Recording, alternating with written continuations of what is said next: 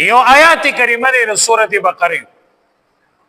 تقریبا 266 نمبر آیات کې د ریاکار یو مثال الله بیانوي او ډیر عجیب داستان الله بیان کړی ډیر یو زبردست مثال الله بیان کړی الله فرمای ایود احدکم ان تكون له جنة من نخيل واعناب آیا وی تاسو دا خو خوي ایود احدکم یو کس تاسو کې دا سیس خو خیر ان تكون له جنة من نخيل واعناب چې د دې انسان د پاره یو باغ د کجورو وی د انګورو وی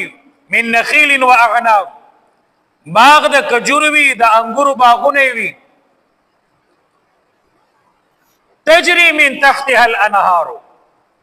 او د هغه کې د ابو سہولت هم موجود وي یعنی باغ کې د ابو سہولت شته دي ابو د باغ د پاره مهیا دي او بیا الله جل شانه فرمایي له فيها من كل الثمرات د دې انسان د پاره د دې باغ نه د ژوندۍ ټوله آمدنی وي له فيها من كل الثمرات دې سړی د پاره دې باغ نه تمام آمدنی حاصلېږي من كل الثمرات د ژوندۍ چې کم ضرورت ته هغه درره دته د دې باغ نه حاصلېږي واصابه الكبر الله فرمای بیا ورته بډاواله ورسی واصابه الكبر بیا ورته بډاواله ورسی وله ذریه ضعفاء او د لپاره اولاد وی او اولادم کمزوري وي وله ذریه ضعفاء د لپاره اولادم شته لیکن کمزوري اولاد دي دې دوران کې فاصابها اعصار دې باغ مانی او زبردست زل او طوفان راشي فيه نار باغ زل او طوفان کې زبردست اور راشي فاحترقت او دا باغ هغه اور سره اوسوځي د دې مثال باندې ځان پوي کوي دې کې انتهایی مبالغه الله جل شانه بیان کړی را یو واجب مثال دی الله جل شانه فرمایي د یو انسان د پاره باغ دی من نخیل و اعناب باغ یې د کجورو د انګورو دی او د دې انسان ټول آمدنی د دې باغ نه حاصلېږي له من كل الثمرات د دې باغ نه ول ټول آمدنی دلته حاصلېږي یعنی د دې سړی د ژوندۍ چې کم ضرورت ته هغه د باغ نه حاصلېږي اصابه او دې سړی لره بیا ورسیږي بډاواله بډا شو د ژوندۍ د گزاران او د معیشت ذریعہ شته چې باغ دی بډاواله ورته رسیدو فاصابه بډاواله ورته رسیدو دویم طرف ته د بډاوالی نه بعد اولاد مشته دی لیکن اولاد کمزور دی اوس داسې دوران کې دا باغ ته نه هلاک شي نو د دې انسان به څومره زیات خفګان وي ګورې زما معزز ورونو یو انسان نوجوان دی داغه نوجوان یو پیشه دی یو کاروبار دی یو باغ دی یو دکانداری ده د زندګۍ یو اسباب یې شروع دی د معیشت یو سبب یې شروع دی بل فرض ما معزز ورونو د دې په ځواني کې دغه سیز هلاک شي دغه دکانداری دا دفتریه وغیرہ هلاک شي نو د دې نوجوان دومره پروا نه راځي د دې نوجوان دومره خفګان نه وي اندازه دا ورته چې زما ځواني دا باغ مې او ځواني کې هلاک شو بل کاروبار به شروع کما بل سر روزگار به شروع کم ځواني د ځواني کې سره هر څه کولی شي اوس ځواني کې دا باغ هلاک شي څه پروا نه راځي خفغان به خو دومره خفغان نه چې څومره د بډاوالي خفغانی ځواني د یو بل کاروبار به شروع کی بل طرف ته رجحانو کی لیکن د دې سړی دا باغ چې کله هلاکې دو د بډاو د دویم روزګار نه دی دا سړی د بل کاروبار نه دی اوس بډاوالی کې د انسان دا باغ هلاک شو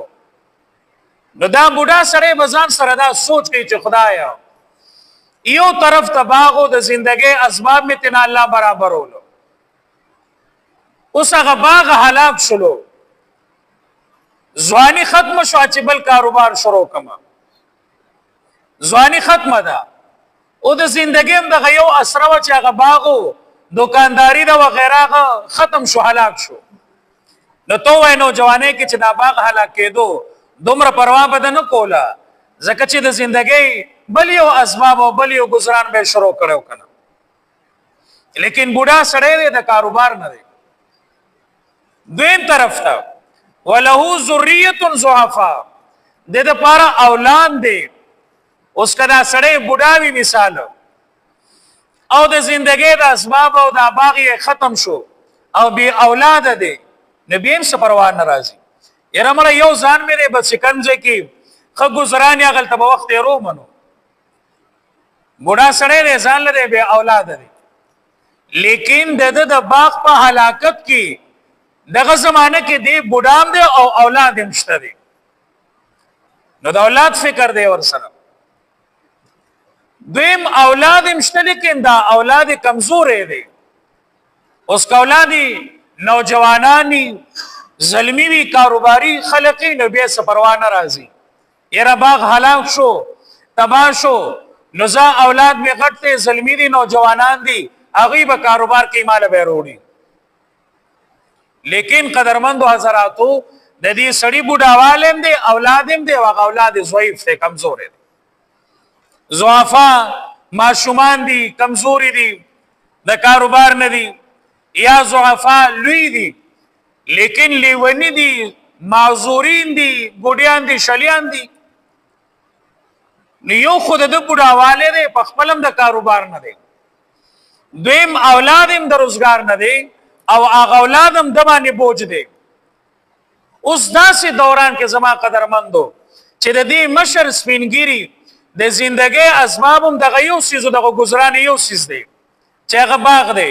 دیم خوري او بچي هم خوري لیکن دی بډاواله کې چې بچي ماشومان دي کمزوري لیونی دي دغه دوران کې دا باغ هلاک شي نو څه خیال دی دا سړی به څومره خپي څومره انتهایی دښمن وي دا سړی چې خدای یو طرف ته بډاواله رالو بل طرف ته باغ هلاک شو اولادم دی اولادم د کاروبار نه دی هغه اولادم ما باندې بوج دی نو تو وای د خفغان به څومره هدي دک مثال زما معزز و دریاکار انسان دی دریاکار انسان دغه مثال دی مثال کې نفلونه کوي قربانی کوي حاجونه کوي صله رحمی کوي لیکن د ریاکارۍ د پاره دا عمل کوي نو دنیا کې خوده خپایش عشرت کې اوسېږي دنیا کې خو الله پاک سزا نه ورکړي داس انسان ته لیکن کله چې د سترګې پټې شوي ځنکدن یې راغو او د جنازې منځ په د باندې وشو او قبر کې دې کې خودلې شو او بیا چې کله د قیامت ورسي د اعمالو بدلا الله جل شانه دې دل را ور کوي نو دې خو سوچ کوي چې ما ډېر نفلونه کړی دي ما ډېر صله رحمیانی کړی دي ما ډېر انفاق فی سبیل الله کړی دی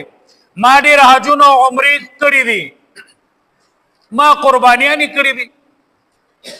لیکن کله چې د رجستر او عمل نامه پرانیستل شي